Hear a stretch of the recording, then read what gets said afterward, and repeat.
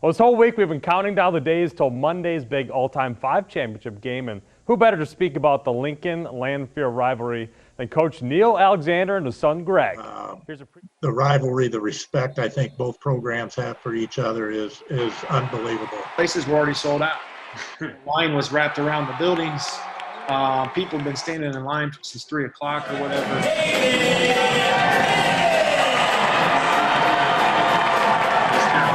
It's the first for us. Very, very fortunate to have the great Gregg Alexander, the great Neil Alexander here, father and son, both at the top of all the Lincoln record books. Gregg, #1 in scoring. Coach Al, #1 in wins, of course, #3 all-time in the history of the state of Illinois. So we got a lot of history here. Okay, they may switch and go the other way if we shut it down over here. Beat Geoff. You got to come up and defense that. Well, it goes back, you know, as our coaching staff goes and everything. You know, my kids have all been brought up as Railer fans. My coaching staff is basically all Railer fans except for, you know, we had J Mac, but he spent a lot of time in Lincoln, and then Zach Dom. But for the most part, Gregg and Eric, those guys have more ties to the basketball program than what I do. They played here, they've lived here their whole life. I have spent 30 years of my life here, but you know, that's the extent. But I guess you'd say bleed red and green, and I love it. I love Lincoln. It's been a great town. It's been a great place for me, and also to raise my family. All right, Gregg, you know, is your dog named Railer? I mean, I got to believe that. Do you have it tattooed in your armpit? I mean, what's the extent of your Railerdom? Neither on both of those. It's, you know, it's second grades when I moved here. So I remember being in that gym from that time on, always trying to go to practice, always trying to play with those older kids, and lived and wanted to watch them and be like them. And then, you know, you actually grow up and you play, which is really exciting because the community and the school and the students and everything makes this place so special. Then I left for 4 years, and then I've been back since. So, you know, you always follow it. There's people always asking questions, and it's just. Well, we have this project that's been very exciting for me to get to experience Railer fans in a new way. First round, Sweet 16, Elite 8, and Final Four, and now it's looking like the championship game. The Railer fan base is about to go 5 for 5. I'm leading every other fan base in voting here. I would love to talk about this matchup with Lanphier, but first we have to get a historical perspective. Coach Al, what is the level of rivalry that Lincoln and Lanphier have? I'll just tell you, since we moved to the Apollo, I really miss that rivalry. You know, we had it all set up to have another great game here, 3 or 4 weeks ago. That game there, you got those 2 dates marked on your calendar, and you probably know you're going to hit a third time in the regional sectional somewhere. But over the course of time, we've had unbelievable games with them. It's fun to coach against them. The rivalry, the respect I think both programs have for each other is unbelievable and off the chart. And I think that goes for fans too. I think both fan bases loves the game. You know, they just want to see a Lincoln-Lanphier game, and it's always a good one. I mean, back in the late 90s, we had a team that was pretty young, and they had a really good group with the Walker brothers and Chukudebe and Jumper, and I mean, we met in the sectional final, and it went 3 overtimes, and I believe Josh Comnick had a tip in either at the end of the regulation or at the end of the first game that we should have won. And I can imagine what your response is going to be from the Lanphier fans on that, but that's still a game. You know, they were very athletic. You know, a saying in Lincoln is if you can't dunk, shoot the 3. Well, we can't dunk, so we shot the 3.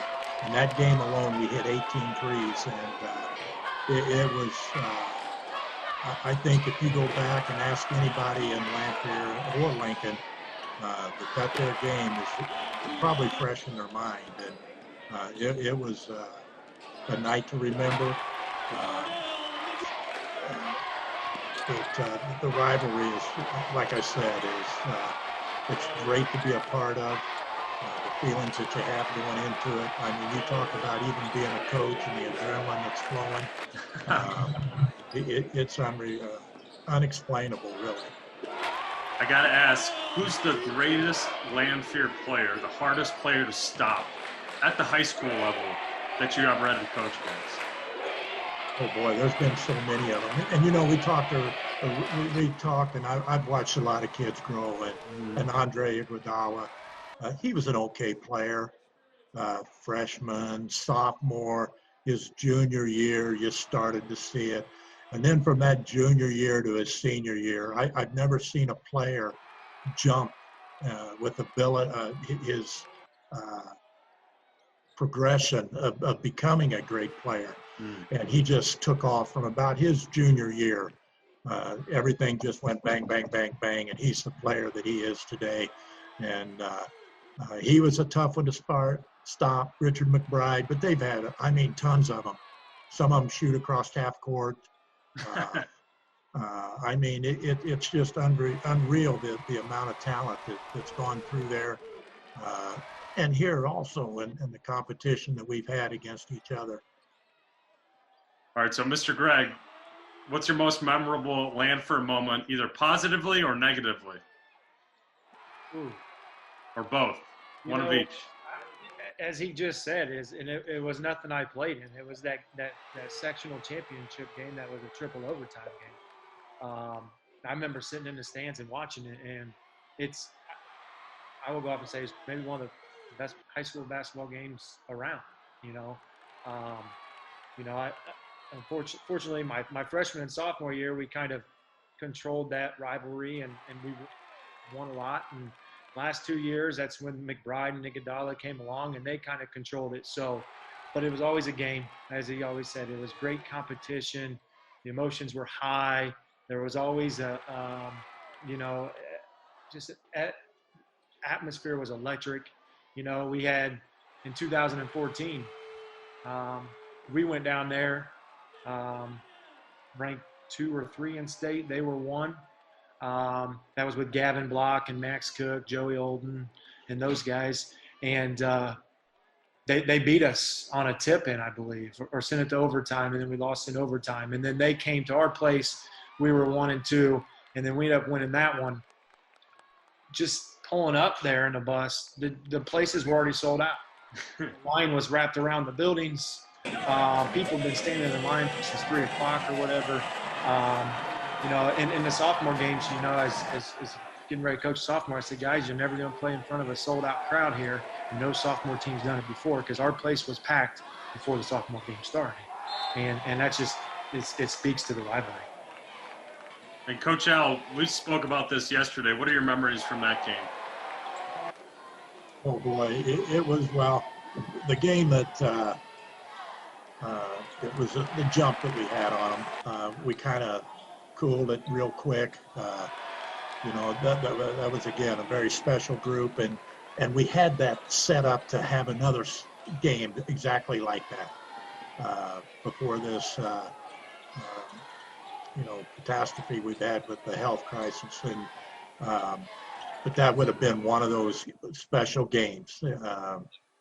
I thought we were pretty good. We were playing well. They were playing well. And again, it doesn't matter where you play it at. It's going to be a basketball game. And that game there, we just jumped out on a big lead early, and kind of got people back on their heels, set, and enjoyed the game and so forth. And then later on, we were all primed to play them again, and it was all set up for a sectional matchup. And I believe down at Mattoon, we went down and won our first game, and then the next night, I believe that they were upset by Champaign Central. And but that game never happened. But that would have been another game that would have been off the chart. We've got to dive into the matchups here. I want to know, I'm going to read off the lineups here first. I want to know who you're going to put where in the zone and which are going to be the key exploitations that you're going to try to make. So the starting lineup as it is now, it's basically 2 starting 6s because there's just too many people to pick from. But you've got the Cooks down low, Brian, Norm, both 6'9". You've got Chuck Verderber, 6'6", McDonald's All-American, Kentucky pedigree, obviously. You've got Gregg and Dan Duff at the guard spots. Gregg, providing the length, stretching the defense. You got Dan, who has more than 200 assists more than the next person, which blew my mind when I saw that because this is a program that values passing and team first, and he's more than 200 ahead of number 2. And then you've got just the pure athletic intensity of Joe Cook and his defensive potential. And then Seymour Reed, is right there, and so many other people, Josh Komnick. For Lanphier, a little bit smaller up front. You got probably the biggest guy on this roster is Ed Horton, 1985 McDonald's All-American. Iowa, played in the NBA for the Bullets briefly.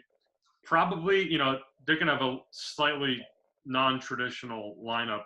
They'll probably have Iguodala at the 3/4.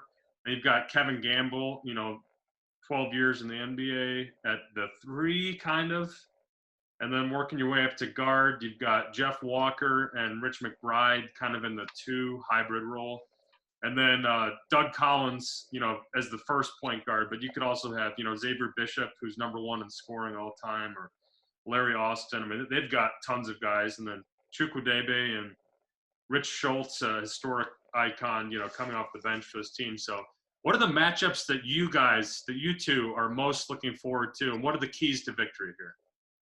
Well, first of all, there's no matchup for Lincoln. We're going to zone them. Like Coach Gregg said, we're going to zone. We don't have to worry about the matchups. They have to worry about the matchup.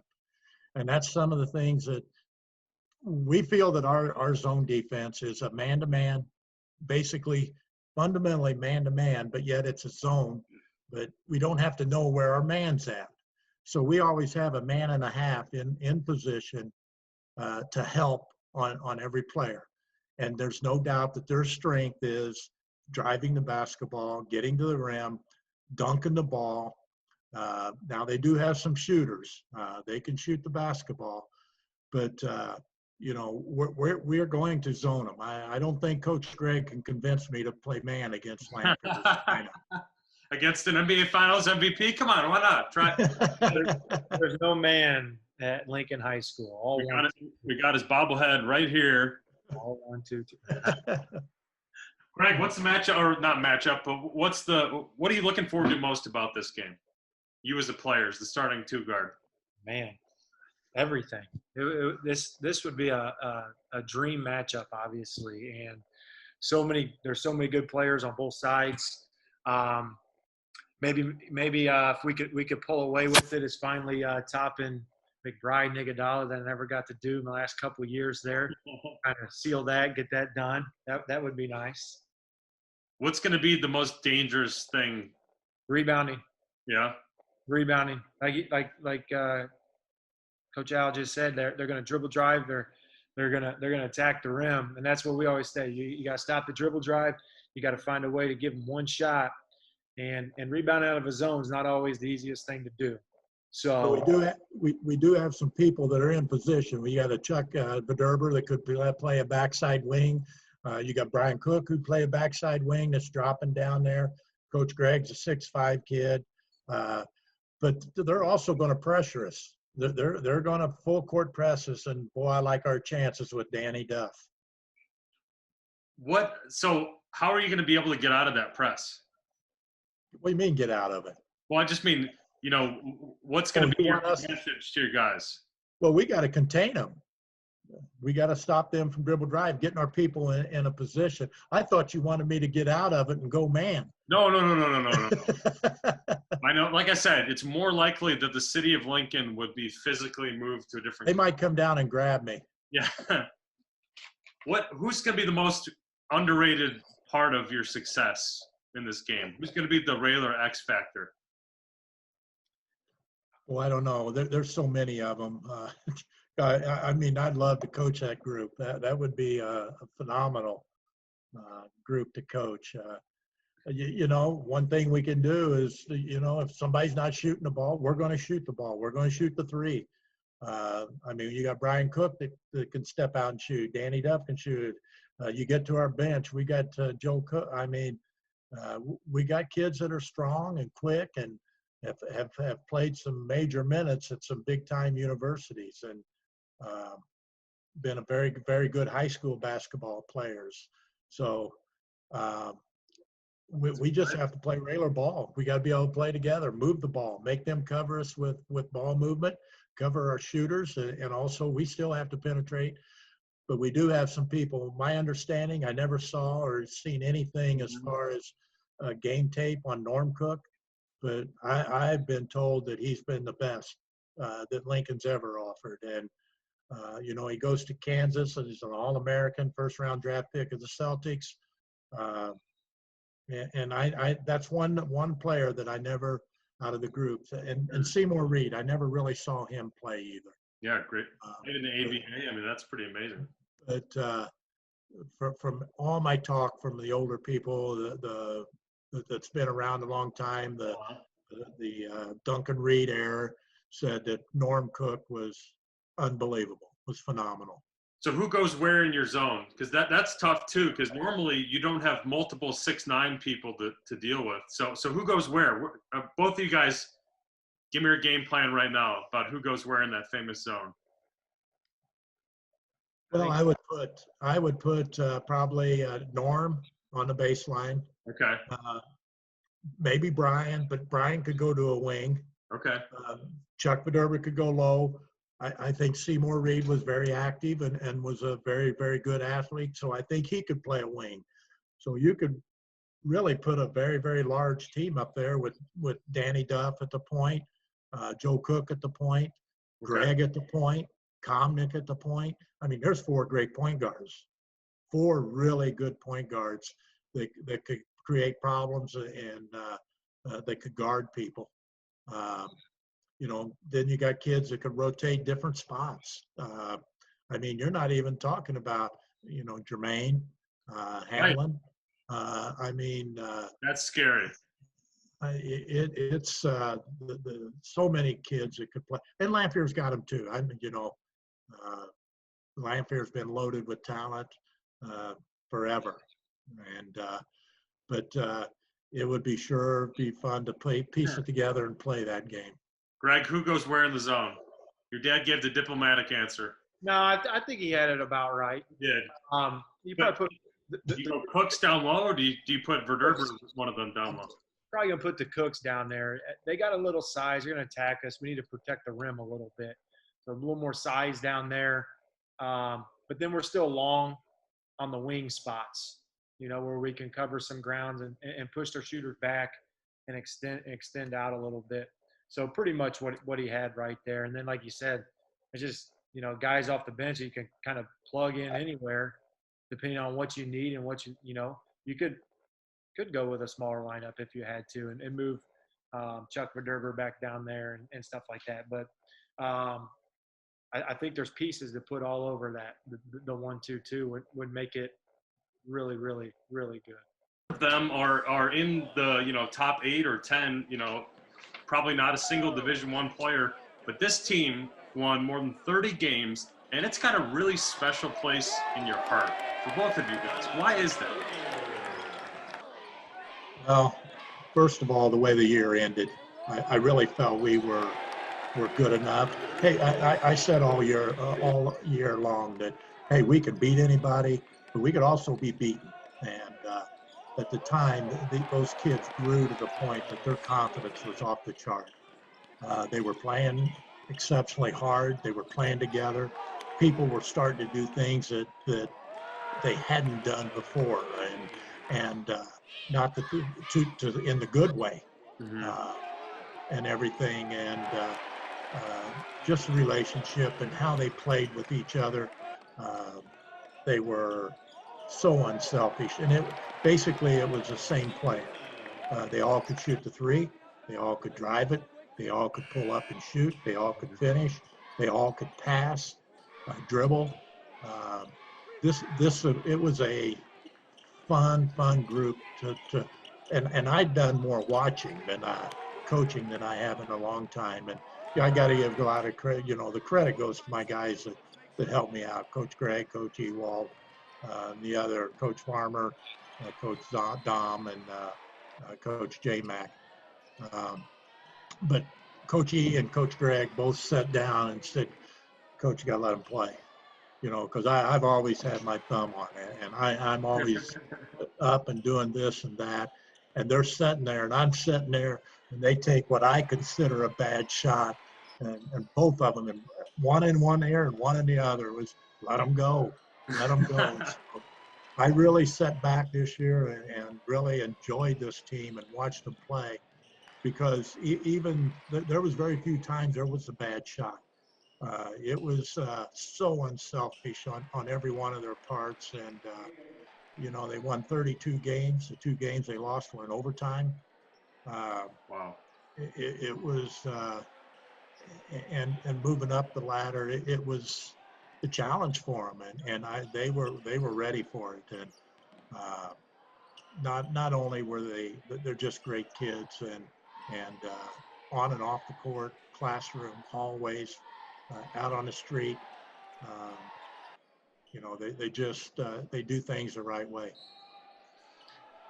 All right, so Gregg, you have a unique perspective of having been a player and a coach now, and living in this culture. Who was the person that inspired you when you were a little kid?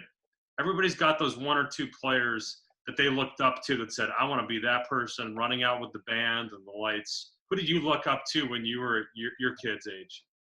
My brother, really. And that was from a young age. I always wanted to hang out with him. I always wanted to play the sports he was playing and all that. And he would just beat on me. I think that helped develop some toughness. And then when I grew into becoming a high school player, it was Josh Comnick. Watching, he came here his sophomore year, and watching how skilled he was, how tough he was. And then you step into a practice with him, and I'm a freshman, and the level from a 8th grade basketball practice to a varsity basketball practice with a really good varsity team was I've never seen it. He controlled practices with how tough he played. Sometimes he would say stuff. Sometimes he would just work harder than everybody else. And he made sure everybody was doing the right things for our team to be successful. So that was a great role model to start off with. How do you describe Brian? Oh, sorry, Coach Al. Yeah, go ahead. While he's talking to Josh Comnick, and we've had a lot of kids that's really done this, is sacrifices. And Josh was one that really sacrificed his skills and his skill set to what we had, our personnel around us. You talk about being a player, Josh Comnick, with this group that we had. Oh my, up and down the floor, see the floor, pass the ball, shot selection. He would have just fit in just perfect with that 5. Wow. And, it's amazing because, didn't play in college. Was it his shoulder? Shoulder, but he was a baseball guy. He was an outstanding baseball player. It's just incredible that he was so good at maybe his second best sport. Yeah. I mean, that just blows my mind. And, I know him as the radio guy because I moved here, long after his playing career was over. And Josh Comnick, over and over and over, that name comes up. Yeah. Another player that is nationally recognized that's come out of your program is Brian Cook. And I'm curious to hear both of your inside take, because we know him. We see the photos of him with Kobe Bryant.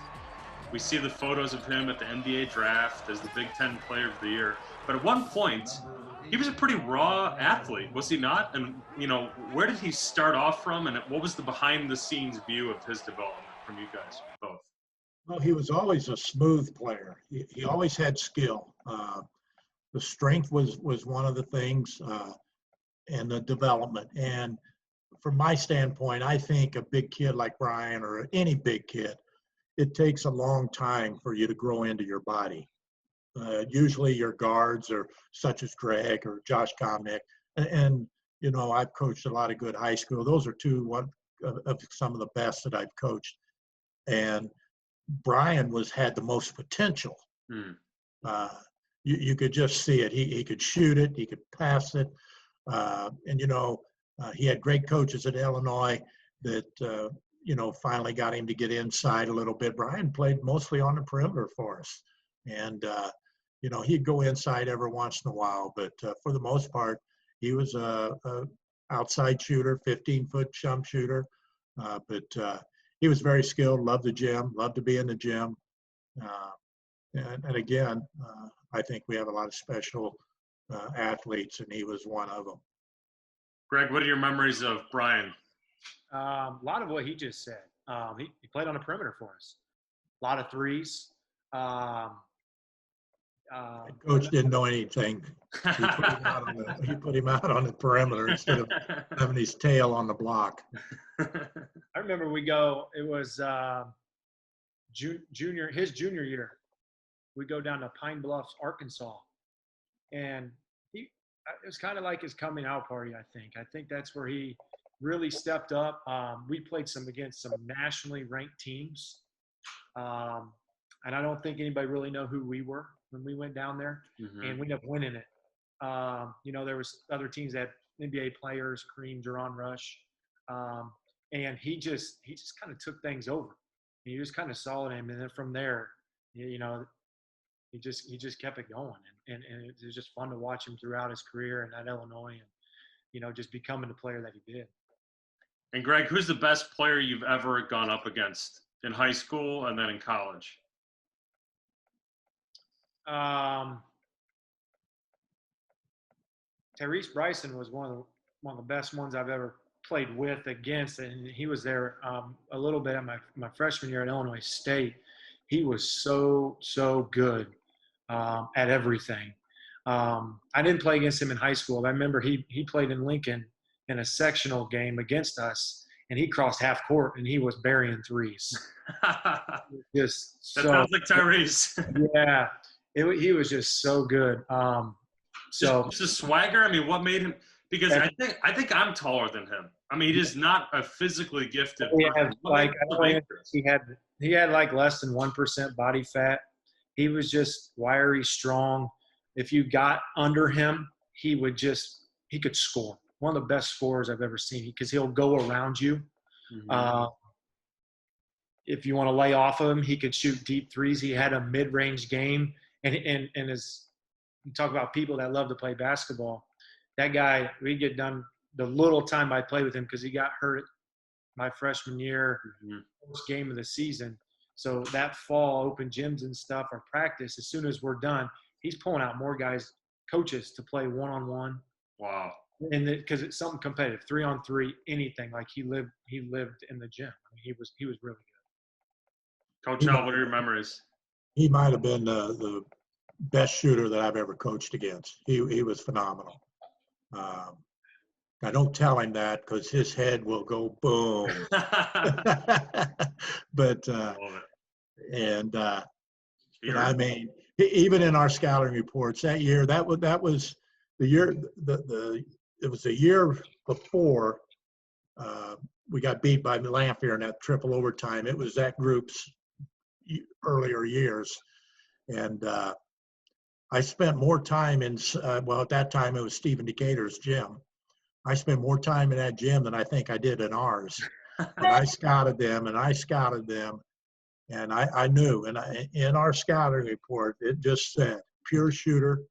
As soon as he crosses half court, he can make them, and he will shoot them. And I'll never forget the first possession of the game. He comes down the floor, and he might have taken 2 to 3 steps across the half court line. He pulled up, and he just drilled it. And we had a packed house there that night, and all 5 of those guys on the floor turned around and looked at me. And I just put my hands up and I go, I told you. And, you know, I don't think they believed me.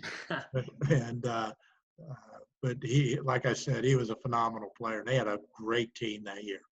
How would you scout Gregg as a player? What made him special? Well, he was just so hard-nosed, and I think a lot of our kids, I think that's a trait that we have here, is the toughness that our kids have, and he was fit that mold, and he was just really tough. And one of the things that if I'm sitting in the stands and watching him play, and just a small story on him, we were playing down Springfield one night, and he didn't get off to a very good start, and then the kids started to chirp and talk at him, the other players, and talking a lot of smack. And, it went on and went on, and he never said a word. At least I couldn't see him say a word. But he ended up, I believe, throwing up 41 points on him that night. And just Okay. and that's the toughness that he had, and that's what I like our kids to be, is let your game speak. And he definitely did that. He scored a lot off of the front of our press. He had great hands.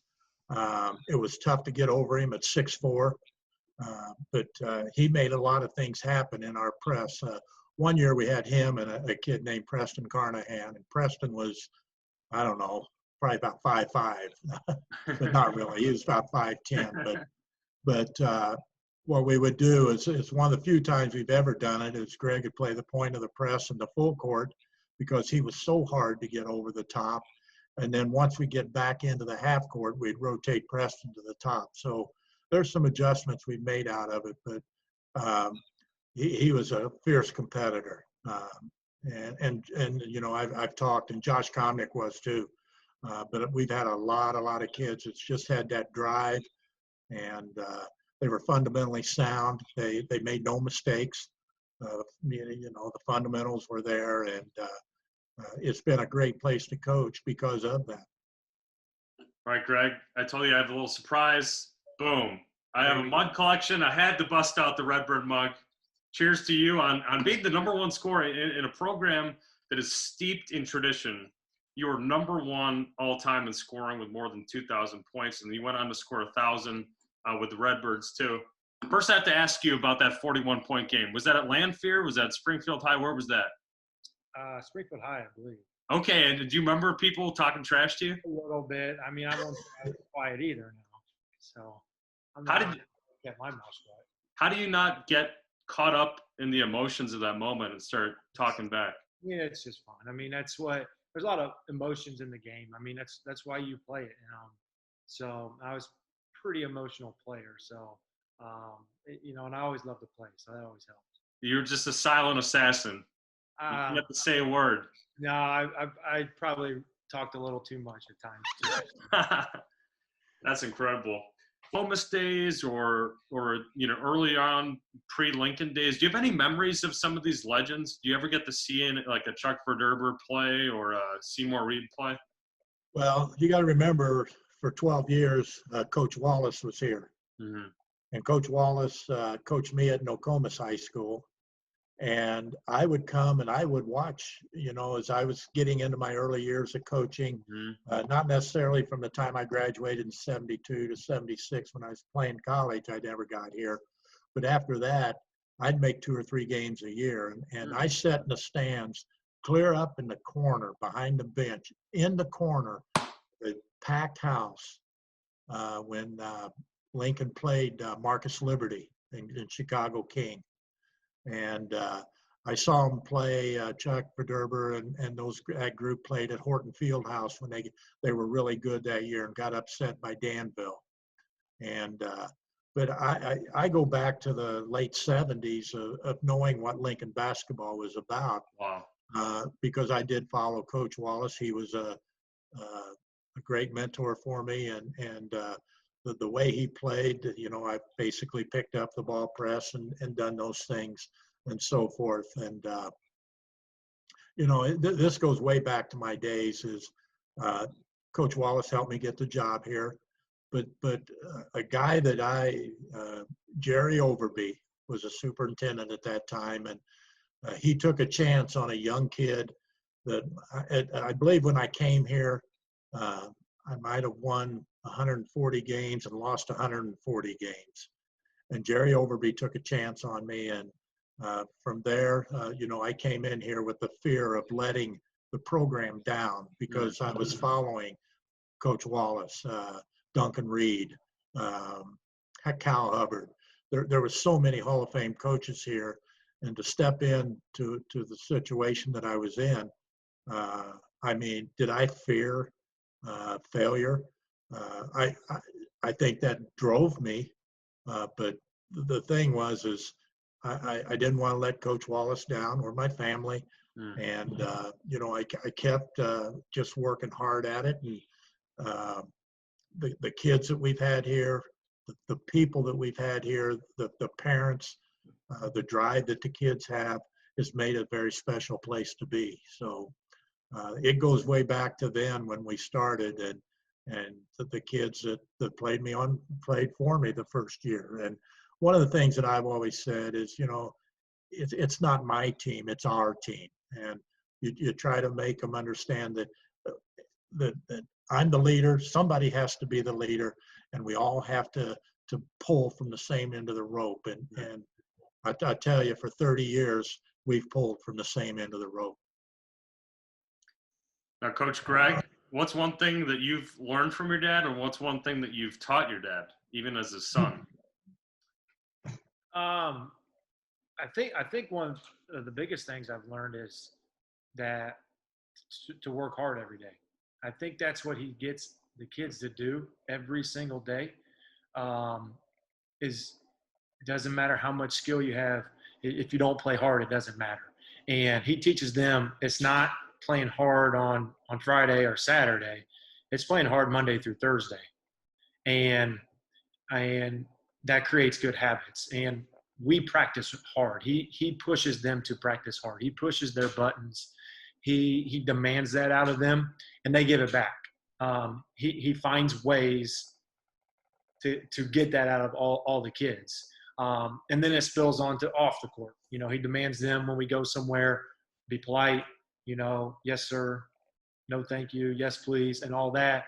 And we get, a lot of times we've gotten compliments when we go somewhere, and that's the type program you want to have.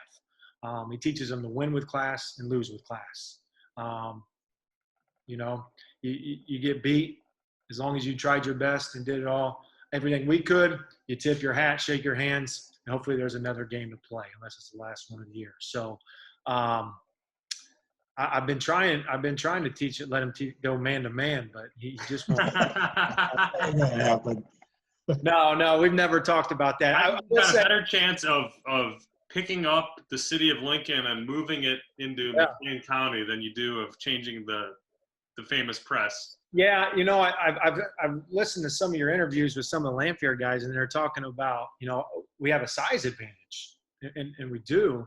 And they're talking about they're going to have to get us in pick and rolls. And guys, we're going to play a zone. So you can screen it, but we don't get many pick and roll actions off the 1-2-2 ball press. So, but no, he recently, we've kind of talked him into this year is letting that team play, and we've made a lot more modifications. The game's changed from when he started the 1-2-2, so we've had to adapt to it. Shooters shoot a lot further. And so the floor is a little more extended. So we found ways to convince him to modify that 1-2-2 a little bit at times. That's one thing that I have done. Yeah, go for it. Is over the course of time. I can't say enough about what Coach Gregg and Coach Ewald has done. They do a lot of the coaching, and really I'm getting credit for a lot of their work. But I've also learned to let them have a lot of say in what goes on. It's not like when I first started where, hey, we're doing it this way, and this way. I think as a head coach, you have to change with what's going on, the style of play, how the game's played. And I think these guys have had a great influence on me. So it really, like I said, I think we have, and every head coach would probably say it, but I think we have a great coaching staff that I get the credit for it, but I'm telling you, those guys deserve all the credit. before we dig into some of these matchups here, Coach Al, I'm curious, who is a coach that stands out in your mind as being the greatest opponent for you, X's and O's wise? Like, you know how there's always that one villain that the No doubt. superhero is very intrigued by the intellectual chess that goes on. Who's that coach for you that you always enjoy that clash with? LT. Tell me more about that. LT at Southeast. He's just a phenomenal person to be around. You know, and I've got a lot. There's a lot of coaches. I respect I respect everybody at play. If you don't respect your opponent, and that's what we teach our kids, you got to respect everyone. Mm-hmm. And if you don't, then you're going to be on a roller coaster ride. But if you go back since LT's been the coach at Southeast, I guarantee you my record is not 500. He just has a knack of knowing what to do, how to do it, and he's had great athletes. You know, and they play his way, and he's got a system that gives us fits right now. You know, we had a great we had a good outing this year, but LT's the one that really I get pumped up to play right now. But Blake Turner at Lanphier, you know, we haven't quite established those in the Apollo quite yet, but those are games that wow, the coaches that I really struggle. Mm-hmm. And it's just the different philosophies and how they approach it and what you got to try to do to beat them. And we've struggled finding that here lately with Southeast. And Greg, who was kind of your chief enemy in your playing days in high school or college? Who was that one player that you loved to test your skills against? You know, you always wanted to go against the best teams. And my freshman and sophomore year, it was Springfield High. It was Randy Rice. They had a really good team. And then that kind of switched, and Glenwood was good. I think Griff Jurgens maybe was. I think if that name's correct. Yeah. Did you play against Jason Worth, or was he a different age? I'm not for sure. I think he's a little bit older than you. Griff Jurgens, I think they just came off of winning a football championship, and they were really talented at basketball. Mm-hmm. And then it grew. The next couple of years, it was Lanphier. You know, so you know, Lincoln has developed. And when they were in that conference at Central State 8, you know, they had 3 or 4 rivals. Glenwood, you know, it seems like everybody kind of became a rival. So that's what made it fun. All right, so I've been dying to ask this story. Geoff, our beloved Geoff, who is here in spirit right now, he's on staff at Illinois, unable to join us. I got to hear the story about him and Keon Clark, because he's about, 6'5", maybe? And I heard that he locked him down. What's the story about Geoff Alexander against Keon Clark in Danville? Well, Geoff will tell you anything. you know, and Geoff's one that'll get you to believe anything. Okay. But no, it was Keon was big and he was long, really long. But in my years of coaching, Geoff was the best post player with footwork that I have ever coached. Wow. And I'm telling you, he was so quick. He would get the ball and he'd be standing inside on you in a heartbeat. His first step was unbelievable. And he would get him and he would spin on him. He'd reverse layup on him and he would score on Keon. But I don't know if Geoff really stopped Keon. It sounds good though. When he texted me, he's like, "Hey, yeah, listen, well, you got you know, he's looking for some pub time."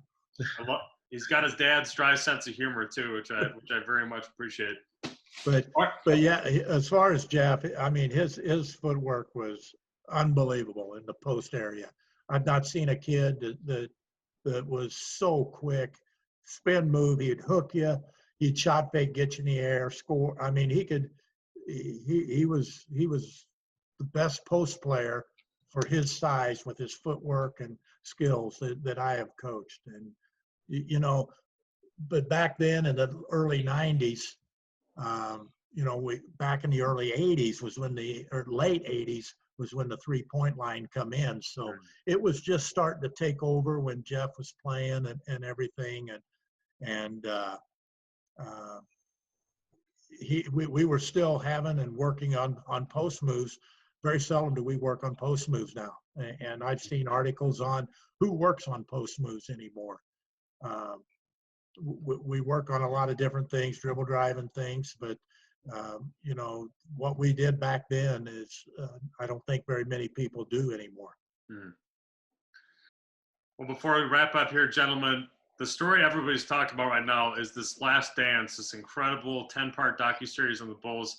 Have you been watching it? First question. Second question, have you ever gotten a chance to interact with any of those famous Bulls in real life? No, I haven't.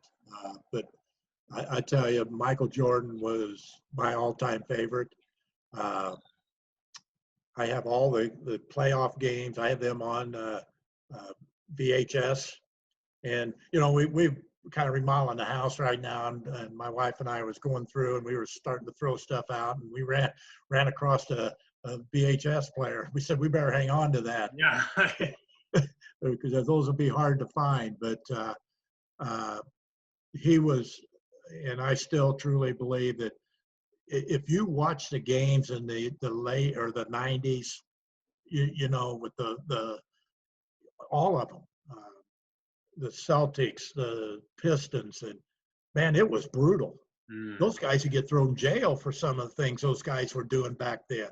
Can you imagine some of the players today playing in that type of game? No. They would be calling their mom. And Michael Jordan, he just done his thing, and the Pistons beat the snot out of him one year. He goes in and says, "Yeah, I got to put on 15, 20 so he can come back and dominate." So what's what it is, but and to this day, when you sit and listen to Michael Jordan talk about how competitive he is, the win, as a coach, you sit back and you tell your kids, "Hey, there's no I in team." Well, Jordan goes, "Well, there's an I in win." Yeah.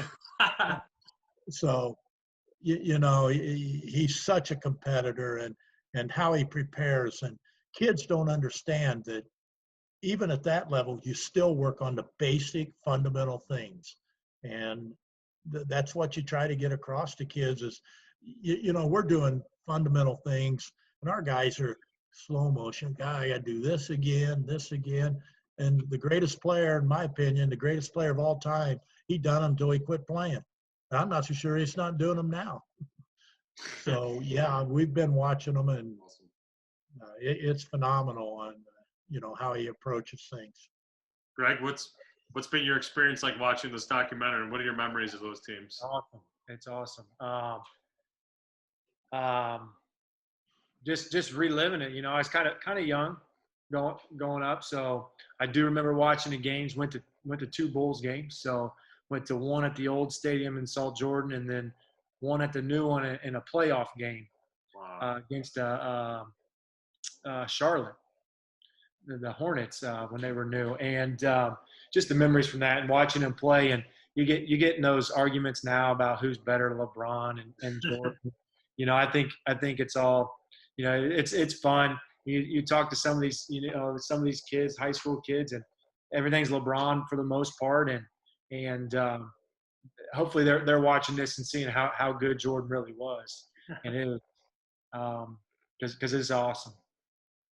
What do you think about your dad and Phil Jackson? What if they had lunch together? What would that look like? Or had a couple cigars together? I think it'd be interesting, right? It's probably some good talk. Probably a lot of just trying to pick Coach Jackson's brain there. He seemed like around the triangle. Yeah. What do you think about the triangle? I mean, you're one of the greatest minds in the history of our area. What do you think about the triangle offense? Oh, I'm sure if you look at everything, that most offenses are structured around that same dynamic in some form. At some point in time, people get through those, but back then that was a phenomenal thing. Gentlemen, I've kept you for about an hour here. I wish I could go about 2 more hours. I want to ask, is there anything that I didn't ask you about that you would like to bring up, either about your careers, your playing careers, the history of this program, the all-time 5 matchup? What's an area that you wish I would have asked you about? No, you've done a great job with it. You can keep asking. I'm free. We're pretty much tied home. Like, we're quarantined. We got nothing. What's going on? Oh, this has been a real treat, guys. Just want to say thank you so much. And again, Geoff is here with us in spirit right now. We'll get him on someday. But thank you so much to the Alexander family for all these great memories. Awesome. Thanks for doing this. It's been fun to follow along. And like I kind of told you earlier before you started this, is seeing all the different players from each team. You just sometimes don't realize it, how good of area this is for basketball and how rich in tradition it is. So it's been fun to follow along with. Thanks for spending a lot of time doing that.